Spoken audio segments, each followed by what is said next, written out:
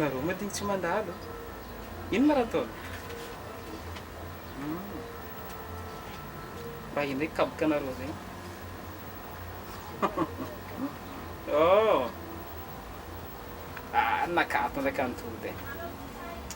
Za io antoky antody hely zay za io. Za mbala kajony soma FB. Tate kely za mihina izy za. Aloko tsara raha zegny ato. Ataoko avy mba namako mihina raha.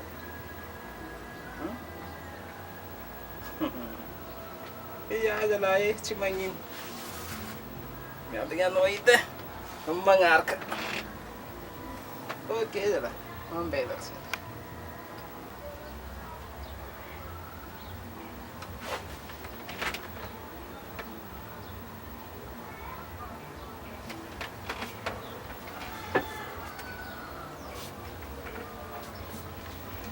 Berka. Présent.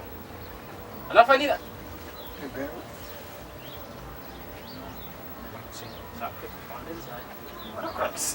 Que?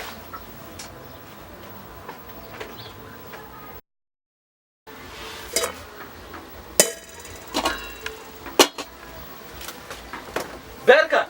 Oui, présent. Hazala, misy ino mastima. Oh. Nino? Antodinaka. Antodinao nino basty?